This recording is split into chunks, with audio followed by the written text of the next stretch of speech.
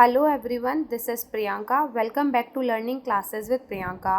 कैसे हैं दोस्तों आप सभी? आई होप फ्रेंड्स आप सभी अच्छे होंगे और अपनी अच्छे से प्रिपरेशन भी कर रहे होंगे।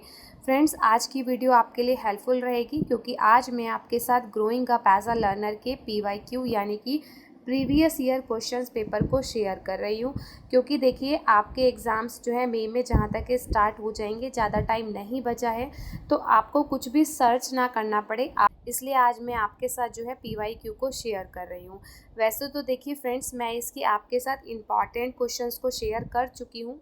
वो मैंने PYQ के अकॉर्डिंग ही किए थे, क्योंकि जो स्टूडेंट लास्ट टाइम पर पढ़ते हैं, आई नो कि ज़्यादा टाइम नहीं होता उनके पास कि वो हर टॉपिक को कवर करके जाएं। तो इसलिए अगर आप लास्ट टाइम पर सिर्फ इम्पॉर्टेंट टॉपिक को भी कर लेते हो तो आपको काफ़ी हेल्प मिलेगी। ठीक है, अगर आपने वो वीडियो नहीं देखी है तो आप देख सकते हैं। और इसके सारे में वेरी शॉर्ट क्वेश्चंस 2016 से लेकर 2023 तक के सभी को शेयर कर चुकी हूँ। अगर आपने वो भी नहीं देखी है तो उसका लिंक जो है मैं डिस्क्रिप्शन बॉक्स में शेयर कर दूँगी, आप देख लीजिएगा। मैं हमेशा आपको बोलती हूँ वेरी शॉर्ट करके ज़रूर जाइएगा, क्योंकि वेरी शॉर्ट जो है बहुत रिपीटेड होते हैं। कितनी बार तो ऐसा होता है कि जो 1 साल पहले पूछे गए हैं वेरी शॉर्ट, वो नेक्स्ट ईयर भी आ जाते हैं। तो देखिए, चांसेस बहुत होते हैं वेरी शॉर्ट के। आते तो लॉन्ग क्वेश्चन भी है। एक स्टूडेंट का कमेंट था कि क्या CCS के जो क्वेश्चन है वो रिपीटेड होते हैं, तो हाँ जी, लॉन्ग शॉर्ट और वेरी शॉर्ट सब रिपीटेड होते हैं। ठीक, अगर आप PYQ कर लेंगे तो आपके लिए इनफ रहेगा। ठीक, तो चलिए देखते हैं सबसे पहले 2016 के क्वेश्चंस। तो पैटर्न आप सभी जानते हैं, 80 मार्क का पेपर होता है 3 घंटे का, जिस आपके 6 लॉन्ग क्वेश्चन आते हैं। इंटरनल चॉइस होती है, 6 में से आपको 3 करने होते हैं। तो फर्स्ट है, शिक्षा मनोविज्ञान का ज्ञान शिक्षक को उत्तम अध्यापक की बनाता है, वरन प्रभावशाली शिक्षण के लिए ज्ञान भी प्रदान करता है, विवेचना कीजिए।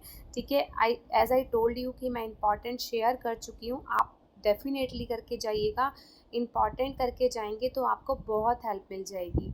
ठीक, चॉइस में दिया गया है कि what basic consideration would you keep in mind while giving guidance and counseling to adolescents, discuss it in the context to Indian situation।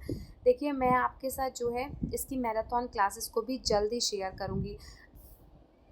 Second question है, what do you understand by psychology of teaching learning, what is relation between education and psychology, discuss the contribution of psychology in the field of learning.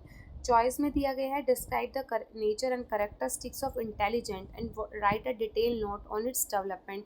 कुछ questions ऐसे होते हैं जो बिल्कुल जो है सीधे होते हैं। सीधे का मतलब कि आपको समझ में आता है कि इसमें क्या करना है, बट कुछ क्वेश्चन ना थोड़े अटपटे से मिलेंगे आपको, है ना। कि क्या होता है, लैंग्वेज चेंज कर देते हैं। समटाइम्स ऐसा होता है कि हमें आंसर पता होता है, पर लैंग्वेज देख के, क्वेश्चन को देख के हम कंफ्यूज हो जाते हैं हमें क्या लिखना है। तो आई ऑलवेज टेल यू कि अगर हिंदी में समझ में नहीं आ रहा है तो इंग्लिश में देखिए, इंग्लिश में समझ में नहीं आ रहा तो हिंदी में देखिए, तो ईजी रहता है क्वेश्चन को समझना।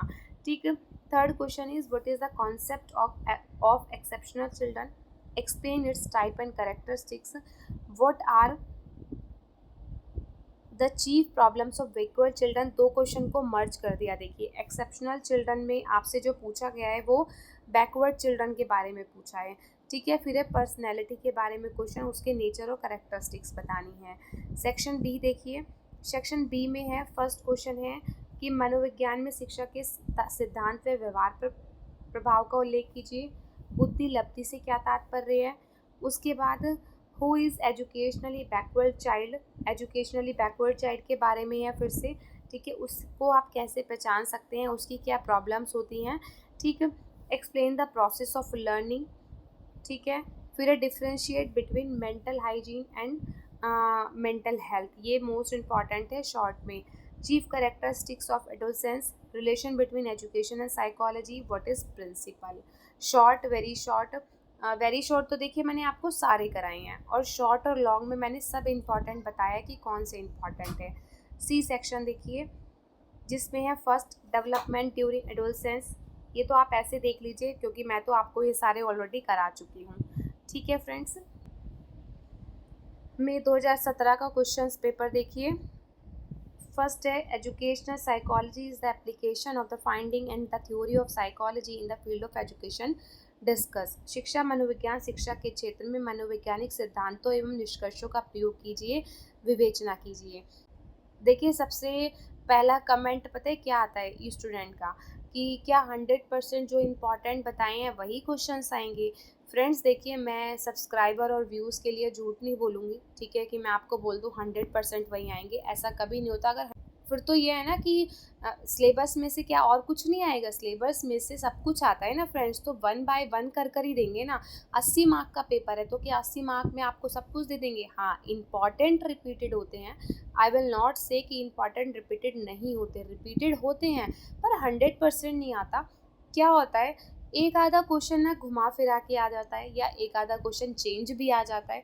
देखिए, चॉइस आती है, जो चेंजेस आते हैं वो आप छोड़ सकते हैं, और जो घुमा फिरा के आता है, इसलिए मैंने उसके लिए आपको पहले ही बोला है, आप अच्छे से क्वेश्चन को पढ़िए, अच्छे से समझिए कि क्वेश्चन में क्या पूछा है। कितनी बार हमें आंसर पता होता है पर हम क्वेश्चन देख के कंफ्यूज हो जाते हैं, ठीक है।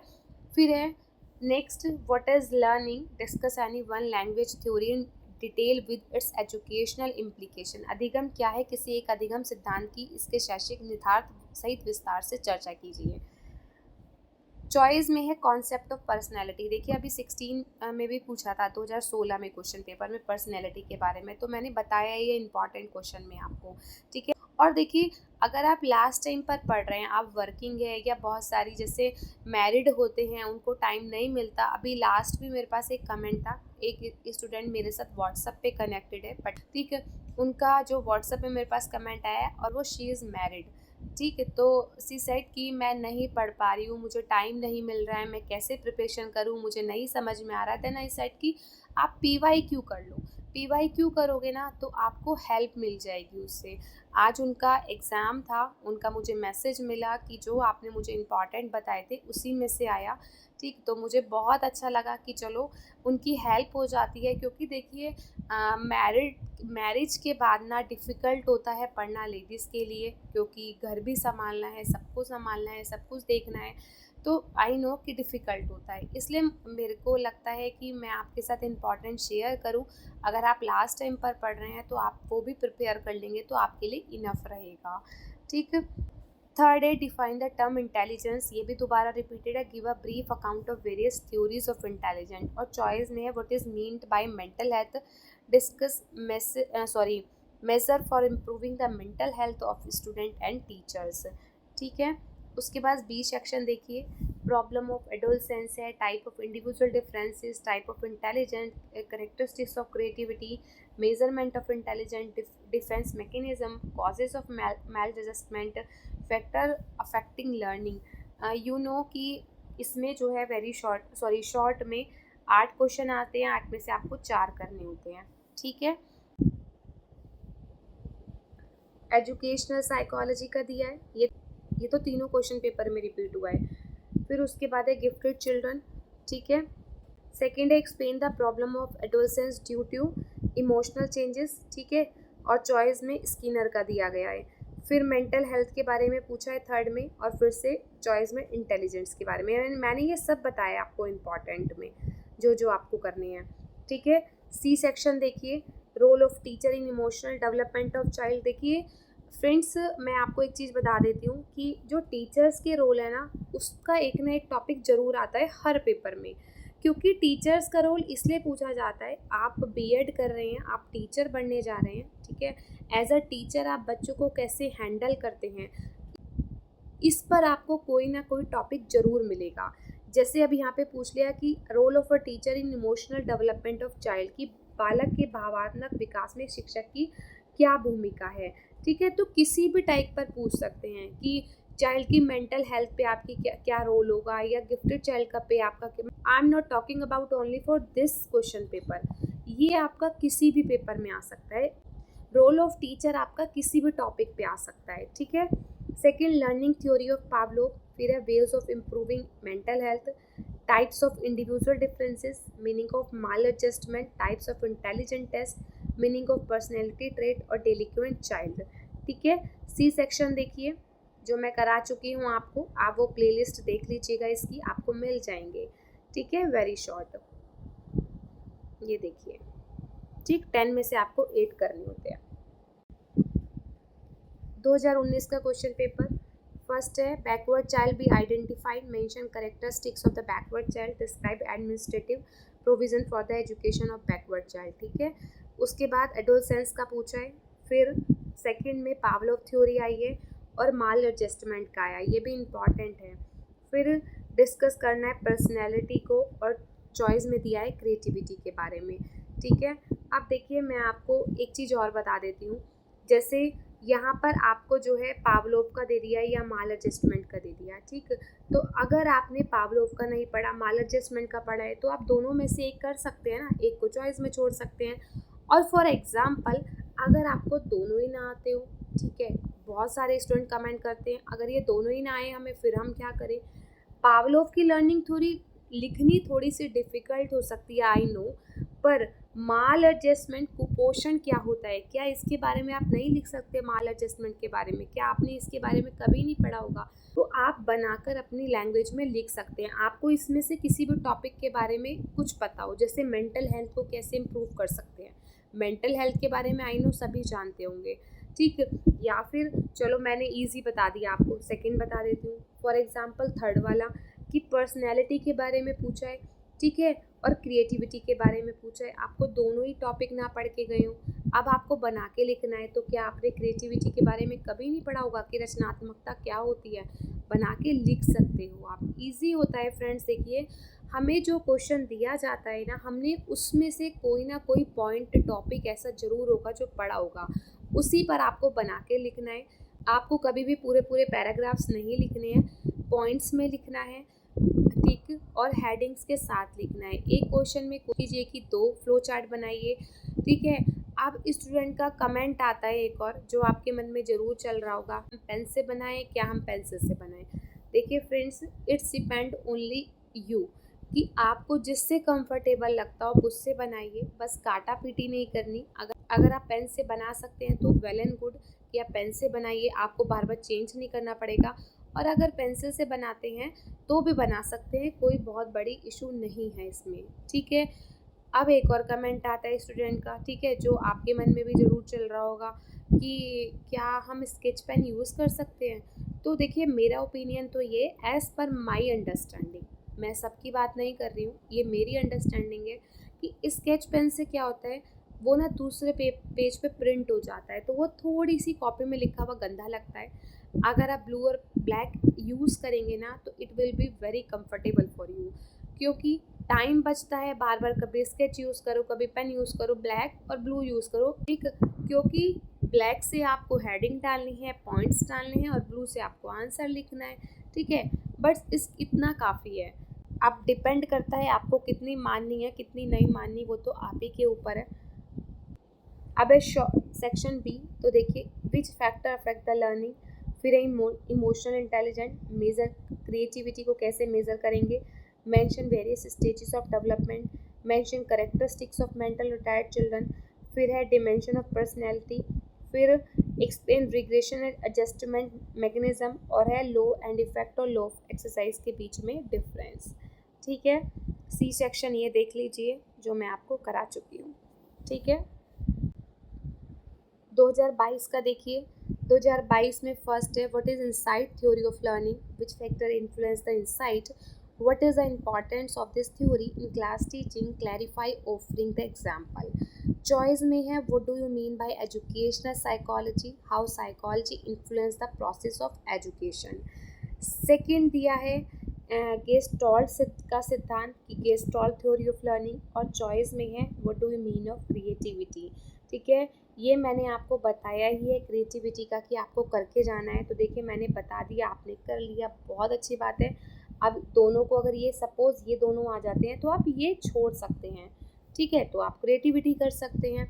बस इम्पॉर्टेंट मत छोड़िएगा, अगर आप सोचेंगे कि इम्पॉर्टेंट में से भी हम कुछ कम कर दें तो वो पॉसिबिलिटी कम है कि उसमें से क्वेश्चन रिपीट होंगे, क्योंकि it's only depend on luck कि आपका लक बहुत अच्छा है, दिन उस दिन आपका बहुत अच्छा है तो सब आपका याद किया हुआ आ जाएगा, और आपका दिन ख़राब है ना तो कितनी बार ऐसा होता है कि जो हम लर्न करके जाते हैं वही नहीं आता। इसलिए जब स्टूडेंट कमेंट करते हैं कि क्या मैम 100% यही क्वेश्चन आएंगे, तो मैं यही बोलती हूँ फ्रेंड्स हमेशा कि आप इम्पॉर्टेंट तो बिल्कुल मत छोड़ के जाइए, क्योंकि देखिए कमेंट में कुछ ही तो रिप्लाई कर सकते हैं। अब पूरी डिटेल में कैसे समझाएं? डिटेल में तो मैं फ़ेस टू फेस ही समझा सकती हूँ या आपको वीडियो में ही समझा सकती हूँ। तो देखिए 100% पे तो मैं आपको बता चुकी हूँ कि 100% का क्या आंसर है मेरा, ठीक। और सेकेंड थिंग कि अगर आप इम्पॉर्टेंट में भी से भी छोड़ेंगे ना तो कोई फ़ायदा नहीं है फ्रेंड्स। इम्पॉर्टेंट तो प्लीज़ सारे करके जाइएगा। अगर आप कर सकते हैं सभी कुछ तो बहुत अच्छी बात है, लेकिन अगर आपके पास टाइम नहीं है पढ़ने का, आप वर्किंग हैं, मैरिड हैं, तो आप एक दिन पहले पढ़ रहे हैं तो आप सिर्फ इम्पॉर्टेंट पढ़िए, या PYQ पढ़ सकते हैं तो सारे PYQ पढ़िए। That's it. इससे बाहर कुछ नहीं आता, सब सिलेबस में से ही आता है। सिलेबस से बाहर कुछ नहीं मिलेगा। और अगर सिलेबस से बाहर क्वेश्चन आता है ना तो वो वही आता है कि टीचर का क्या रोल होता है किसी भी टॉपिक पे। ज़्यादातर आपको मॉडल पेपर में वो क्वेश्चन देखने को नहीं मिलेगा। बहुत रेयर चांस होता है कि हर मॉडल पेपर में आपको मिले, ठीक है। वो इसीलिए दिया जाता है कि आपके प्रेजेंस ऑफ माइंड को चेक करने के लिए, क्योंकि आप बीएड कर रहे हैं, टीचर बनना है, तो आपका माइंड किस तरीके से वर्क करता है, आपके सामने कोई सिचुएशन आ जाए तो आप उसको कैसे हैंडल करेंगे, इसलिए बस वो टॉपिक दिया जाता है, ठीक है। थर्ड देखिए, पर्सनैलिटी के बारे में आपको हर पेपर में मिला। फिर मोटिवेशन के बारे में, ठीक। सेक्शन बी देखिए, write down the main problem of adolescence stage. फिर है what the classical conditioning learning theory, write down the source of motivation, what are the main problem for mental retarded children, फिर write down the merits of demerits, फिर describe the process of social development of children, concept of learning theory, basis of cognitive field theory, ठीक है। C section में देखने की यहाँ बस need है आपको तो देख लीजिए, अदरवाइज़ मैंने आपको जो है जब भी वेरी शॉर्ट कराए हैं तो एक स्लाइड पर सारे वेरी शॉर्ट लिखे हैं, ताकि आपको जो है PYQ में वेरी शॉर्ट ज़्यादा ध्यान से ना देखना पड़े, ठीक। आपका टाइम बचाने के लिए फ्रेंड्स मैंने ऐसा किया। आई डोंट नो आप कितना लाइक करते हैं उन चीज़ों को, कुछ स्टूडेंट तो करते हैं, मुझे कमेंट भी करते हैं, मेरे साथ कनेक्टेड भी हैं, जो मुझे एक तरीके से मोटिवेशन ही होता है फ्रेंड्स हमारे लिए। आप हमें फीडबैक देते हैं तो हम भी मोटिवेट होते हैं कुछ काम को करने के लिए, ठीक है। Thank you so much for your support always. 2023 के क्वेश्चंस देखिए, what is the relationship between education and psychology, describe scope and objective of educational psychology. ये तो करना ही है आपको। ऑप्शन में है ऑपरेंट कंडीशनिंग लर्निंग थ्योरी, ठीक है, उसकी यूटिलिटी बतानी है आपको। फिर सेकेंड क्वेश्चन में दिया है describe nature and characteristics of intelligent and explain multi factor theory of intelligent, ठीक। चॉइस में है discuss the identification and educational process of backward children. देख रहे हैं फिर कितनी बार रिपीट हो गया बैकवर्ड चिल्ड्रन का, ठीक। फिर what is the concept of personality, explain any two personality theory in detail, फिर से पर्सनैलिटी का आ गया। फिर what is the importance of motivation in the process of learning, what are the technique used by the teacher to motivate his student for learning in class, explain in detail.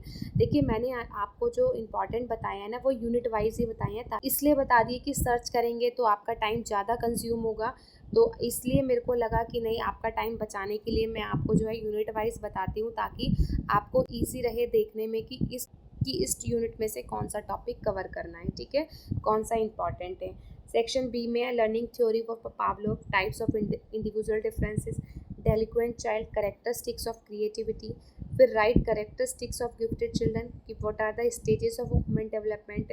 फिर है पियाजे theory of cognitive development और intelligence theory, ठीक है। C section में देखिए कौन कौन से हैं।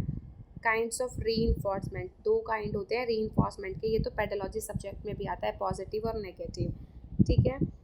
Formula of IQ, write the name of two test, ये तो सब मैंने आपको बता ही दी हैं।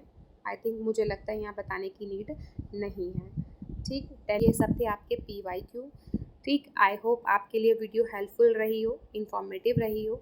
हेल्पफुल रही, इन्फॉर्मेटिव रही तो वीडियो को लाइक, शेयर एंड कमेंट ज़रूर कीजिएगा, और चैनल से नए जुड़े हो तो चैनल को सब्सक्राइब भी ज़रूर कीजिएगा। मिलते हैं अपनी नेक्स्ट वीडियो में। Bye bye and take care and thank you so much for connected with my channel. Bye bye.